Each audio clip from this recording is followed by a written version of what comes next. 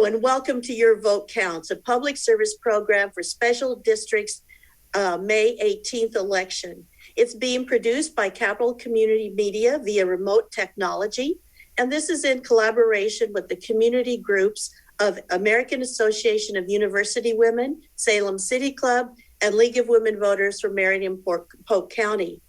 For the Salem Keizer School Board election, all candidates were invited and all candidates accepted. The candidates were asked to prepare a 2-minute opening statement telling about themselves and their qualifications for the elected position. I'm Bernadine Anderson with the League of Women Voters, and I would like to introduce Richard Riggs, running for school board, who will now begin their opening statement. Thank you very much for the opportunity, Bernadine. I appreciate the invitation from the League of Women Voters and the American Association of University Women and others to come participate today. The main reason I'm running is our school board is currently really a mess, and I've watched it over the last year as it's taken action to limit community voices. Many of its members have been accused of some racist actions, and I've just been horrified. I have a long history of service. I joined the Navy when I was 17 and ended up serving for 20 years. I retired in 2006, came back home to Oregon, and served on the Shemeketa board for 5 years. And I was elected in 2007 and reelected in 2011. So it was a time of the Great Recession. And during that time, we started the Shemeketa Scholars Program. We passed a $92 million bond levy. And in response to community wants and needs, we started an intercollegiate soccer program. So I have a strong record of governance during a very arduous times, and even leadership, during very arduous times as well in the Navy, because I served in Iraq. I have a long history of service in the community as well, in both education and other settings. My children, when they were in elementary school, I was on their parent advisory committee, and I was elected as the advisory committee chair. And then in middle school here in West Salem and in high school at the West Salem High School, I served in the band booster board. Both of my children benefited greatly from the local Salem Keizer School District music program, which is one of the best in the country as far as I'm concerned. The band boosters have done tremendous work across the entire city. I also serve as providing pro bono services to veterans and currently serve in the Salem Health Department in the emergency room. So I'm very happy to serve as a school board member too. Thank you for that information. A little bit about the questions. The questions were developed by the sponsoring groups, and the candidates did not receive them ahead of time. The League of Women Voters has prepared 7 questions, and each candidate has 9 minutes in which to answer as many of them as they wish to and can. Not all questions need to be answered, but the candidate will be given the same questions and the same 9 minutes total time. And this includes the time it takes to ask the question and repeat it if needed. The candidates to the individual questions are not timed. Now, let's give candidate Riggs an opportunity to address some of these questions and topics of concern to our community. Our first question today is, if elected, in what areas of the school board responsibilities are you particularly interested? I'm especially interested in the school board governance because it's so bad right now. I think that we need a strong board leadership that actually understands what it means to govern in a nonpartisan fashion.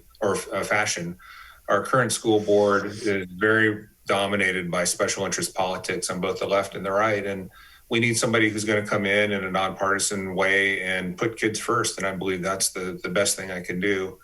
Other issues that I think are important to the community, after talking to many hundreds of people on the doorstep, are school resource officers, zone elections as well. We should have zone instead of at-large elections, and we should have school resource officers in our schools, but not in the current model. The school resources officers are not in schools because the contract was allowed to expire, but we need to set some clear boundaries on what that looks like and make sure that all kids feel welcome in that educational environment. We also need to look at what is the long-term effect of the pandemic going to be? We're going to be dealing with this issue for 3 to 5 years or even longer. We've had disrupted learning for all of our kids. not even back to school full time yet. We're going to probably have to make up summer sessions. We're going to see, kids that have been traumatized by missing the last school year, and then also families that have been traumatized just by COVID itself, and how the kids deal with that. And so this is going to be a really long-term problem that we deal with, and probably the most significant issue the school board deals with, not just in the short term, getting kids back to school, but like I said, 3 to 5 years at least. Now, in your remarks, you're going to find that we're going to ask you to expand upon some of those in our questions, so you'll have an opportunity. In what effect or effects do you think it will have to elect the school board members by zone rather than at large?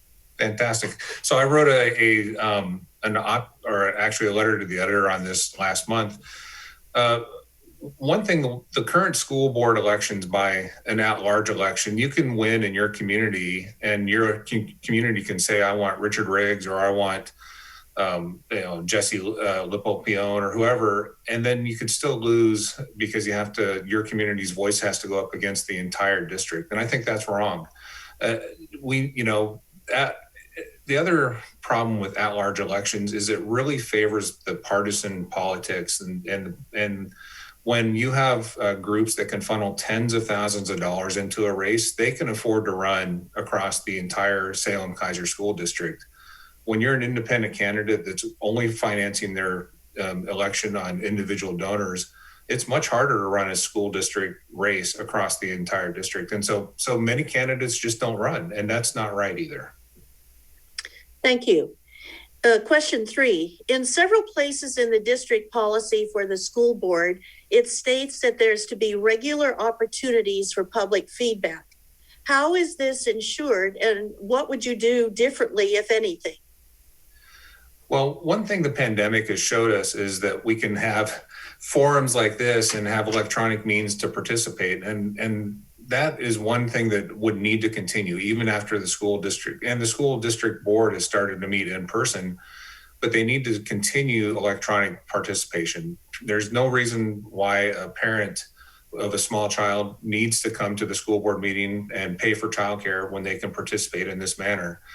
The other thing I think would be important is for the school board meetings to travel around the district and appear in different high schools, middle schools, wherever, so that people in those communities can maybe walk to the school and attend the school board meeting, and they feel like it's more accessible and easier to attend. And currently the school board does not do that.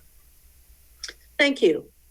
One of the other things in the news recently, for question 4, what do you think about the decision to skip standardized testing this year?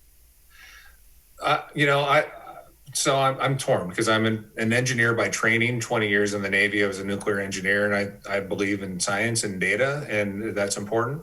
But this is an outlier year, and when you have outlier years, you tend to throw that data away.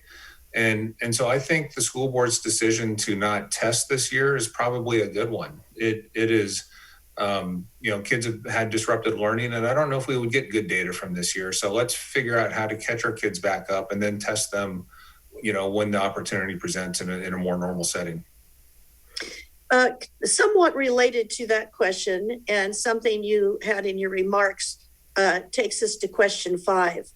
What steps would you take to address the disparities in academic performance before the pandemic and now as we transition to in-school instruction? Absolutely. So we see these academic disparities. They play out in high school graduation rates across the district and achievement gaps. And what we need to do is make sure our resources are distributed equitably. We have 8 high schools in this district. 6 of them have graduation rates over 88%, which is pretty good. It should be closer to 100%. Some of them are pretty close to 100%. But then 2 of them are significantly below that. And there's no reason why those 2 are that low. And we need to look at, why are those school districts or those 2 high schools have such poor graduation rates. Other things we can do is continue to provide, or even expand wraparound services to families and students so that they feel like they can, the school is a very welcoming environment and they get the services that they need to help stay in school. And that could be free and reduced lunches, social services, mental health services, things like that, that can really help a kid make the difference between dropping out and completion. Also, earlier you mentioned about SROs. So this question is, with local law enforcement contracts ended, how will the areas of concern that they addressed now be handled? Yeah, I have met with Superintendent Perry, Chief Teague, who's the chief of Keizer Police, and also Deputy Chief George Burke for Salem Police Department, and discussed this issue specifically. There was also a student-led task force of BIPOC students, Black, Indigenous, people of color, and I believe LGBTQ students were also represented on that task force. All that task force came to the conclusion after examining this issue over a period of about 4 or 5 months last year, and that school resource officers are a necessary component of our school. And when you listen to the schools or the students in that task force, they freely admitted they approached this problem thinking, we don't want school resource officers. Almost all of them said that. And yet after examining the need for school resource officers, they came to the conclusion they are a necessary component in our schools, but there needs to be reform on what those school resource officers' roles look like. And I 100% support that. I actually investigated this problem myself and came to the same conclusion. And then I found that student task force report. So I was very happy to see that I was in alignment with them. And that also supported by my conversation with Chief Teague, George Burke, and Superintendent Perry. The school resource officers are a vital safety component in our schools. But we need to acknowledge too that many students under the current SRO model don't feel welcomed or comfortable in our schools. So we need to address that as well. And there is a way forward to do it. We can meet safety and we can make sure everybody feels welcome in an environment where they can thrive. Well, let's take a stab at this last question, although it's kind of a big one. Okay. Our school budget has faced monetary issues due to many things like the pandemic, fires, houselessness, technology. A quick word on what would you propose for meeting these challenges, financial challenges? Most of the school district budget comes from the legislature. And one of the things the school board member can do is go and lobby the legislature, and especially here in Salem. I mean, it's in our backyard. So one of the things I could easily do is go down to the legislature and talk to our representatives and senators and say, we need more money. And we absolutely do need more money and resources for our school districts, not just in Salem, but statewide. Thank you very much. Now we want to give you the opportunity and invite you to share your closing remarks. Well, thank you for that. I think I covered actually most everything I wanted to talk about during that 9 minutes, and it went by like a flash. A couple of things that I think are important that distinguish me from the other 10 candidates in the race, and actually the other 3 candidates that are running for my zone, is my record of governance. I'm the only candidate that actually has a record of governance, a proven record of governance, as in a nonpartisan seat. I was the board chair and vice chair for the Temecula board when I served there. And, we did some really fantastic things that were of benefit to our community during a recession. I also, have an extensive list of volunteer work in our community as well. And all the communities I've lived in over the course of my Navy career and afterwards, I was a Rotarian. As I said before, I served on the State Bar Association's military assistance panel, providing pro bono services to veterans. I served as a teen court judge here in Marion County, a civil mediator in Marion County, all volunteer positions, benefiting our community. I think giving back is important to the community and providing, it's like my civic responsibility. I take it very seriously. The other things that I think we need to consider when you're looking at who you're going to vote for is how have they been involved in the community themselves? Do they vote in school board elections? I can tell you after looking at the voting record, I'm the only candidate in my race that has regularly voted in all school board elections and done so even when I was on deployment in the Navy going back, if you look far back.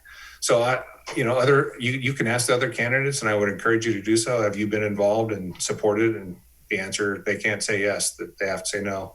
And I'm the only one that provides nonpartisan governance and leadership. Candidate Riggs, we need to hear your campaign and contact information. If you'd share that, please. Absolutely. Thank you.